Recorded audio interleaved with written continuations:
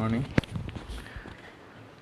നമ്മൾ ഇന്ന് ഡിസ്കസ് ചെയ്യുന്നത് ടെസ്റ്റ് ഓഫ് സോൾവൻസി, രണ്ടാമത്തെ ratios. The test of solvency indicates that the position of an enterprises where it is capable of meeting long-term obligations. Long term liabilities meet ചെയ്യാനുള്ള ഒരു business സ്ഥാപനത്തിൻ്റെ ability test ചെയ്യുന്നതാണ് test of solvency എന്ന് പറയുന്നത്. നമ്മൾ കഴിഞ്ഞ ക്ലാസ്സിൽ നോക്കിയത് ടെസ്റ്റ് ഓഫ് ലിക്വിഡിറ്റിയാണ്. ഷോർട്ട് ടേം ലാബിലിറ്റി മീറ്റ് ചെയ്യാനുള്ള ബിസിനസ് സ്ഥാപനത്തിൻ്റെ എബിലിറ്റി. ഇവിടെ ലോങ് ടേം ലാബിലിറ്റി മീറ്റ് ചെയ്യാനുള്ള ബിസിനസ് സ്ഥാപനത്തിൻ്റെ എബിലിറ്റിയാണ് നോക്കുന്നത്. Long term solvency ratio denote the ability of the organisation to repay the loan and interest. ഇത് ലോങ് ടേമുമായിട്ട് ബന്ധപ്പെട്ടതാണ്. When an organization asset are more than its liabilities is known as solvent organization. ഒരു business സ്ഥാപനത്തിൽ അസറ്റിനേക്കാളും കൂടുതൽ ലാബിലിറ്റീസിനേക്കാളും കൂടുതൽ അസറ്റാണെങ്കിൽ അതിനെന്തുണ്ടാവും? Solvency ഉണ്ട് എന്ന് പറയാം. Organisation asset are more than its liabilities non a solvent organisation. Solvency indicate that position of an enterprises or it is capable of meeting long term obligations. ഇതിൽ വരുന്നതാണ്, ഏകദേശം കുറേ ഉണ്ട്. ഫസ്റ്റ് വൺ ഡെപ്റ്റ് equity ratio, proprietary ratio, solvency ratio, fixed asset worth ratio, current asset net worth ratio, current liability net worth ratio, capital gearing ratio, fixed asset, കുറച്ച് ratios solvency ആയിട്ട് ബന്ധപ്പെട്ടിട്ടുണ്ട്. അതിലൊന്നാമത്തതാണ് ഡെപ്റ്റ് equity ratio എന്ന് പറയുന്നത്. ഡെപ്റ്റും ഇക്വിറ്റിയും, the relationship between outsiders fund and share holders fund. Internal fund and external fund എന്നും കൂടി പറയുന്നത്. External and internal fund relationship. It is calculated to measure the relative claim of outsiders in to the owners against the firm asset. The ratio indicates the relationship between the outsiders fund and the shareholders fund. shareholders എന്ന് പറയുമ്പോൾ നമുക്കറിയാം equity share holders, preference share holders, all reserve and surplus. അതിനെയാണ് share holders fund എന്ന് പറയുന്നത്. എന്തൊക്കെയാണ്? Equity shares, preference shares, പിന്നെ all reserve and surplus.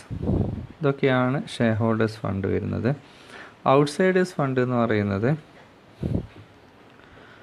Debentures, ലോണുകൾ, all long term ലോണുകൾ, ഔട്ട്സൈഡേഴ്സ് ഫണ്ട്.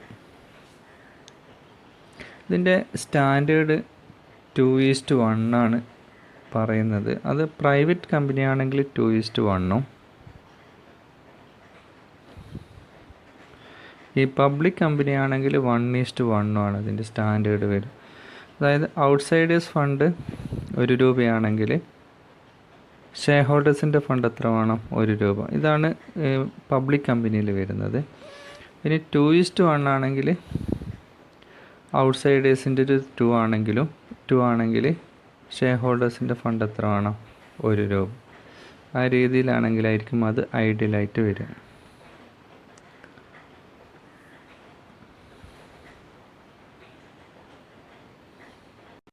പ്രോബ്ലം ചെയ്യുകയാണെങ്കിൽ നോക്കാം. From the following information calculate ഡെപ്റ്റ് equity ratio. കുറച്ച് ഇൻഫർമേഷൻ തന്നിട്ടുണ്ട്. നിങ്ങൾ ഡെപ്റ്റ് ഇക്വിറ്റി റേഷ്യോ കാൽക്കുലേറ്റ് ചെയ്യണം. നോക്കാം. 20,000 equity shares of ₹10 fully paid. Equity shares 2 lakh ആണ്. Preference shares 1 lakh. General reserve 90,000, പ്രോഫിറ്റ്ലെസ് account 60,000, debentures 1,50,000, preliminary reasons 20,000. ഡെപ്റ്റ് equity equation calculate ചെയ്യാനുള്ള equation എന്താ? ഡെപ്റ്റ് equity ratio is equal to long term ഡെപ്റ്റ് divided by share holders fund, അല്ലെങ്കിൽ outsiders fund divided by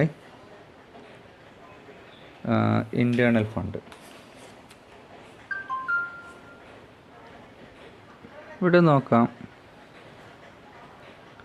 ഏതൊക്കെയാണ് internal fund, ഏതൊക്കെയാണ് outsiders fund, outsiders fund അല്ലെങ്കിൽ external fund ഏതൊക്കെയാണ്?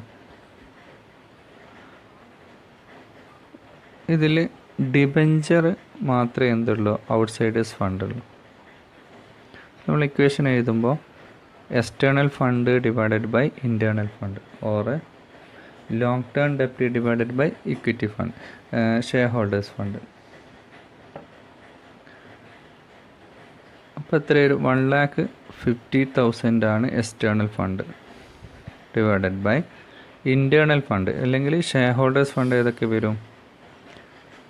Equity, preference shares, general reserve, providence account. ഈ preliminary expense എന്ത് ചെയ്യണം? ഈ പ്രോവിഡൻസ് അക്കൗണ്ടിൽ നിന്ന് ലെസ് ചെയ്യേണ്ടതാണ്. അപ്പോൾ ഇത് ലെസ് ചെയ്യുക, ബാക്കിയൊക്കെ ആഡ് ചെയ്യുക. എന്നാൽ എന്ത് കിട്ടും? ഷെയർ ഹോൾഡേഴ്സ് ഫണ്ട് കിട്ടും.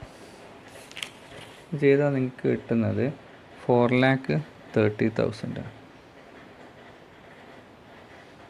ആൻസർ ആയിട്ട് വരിക 0.35:1 കിട്ടും.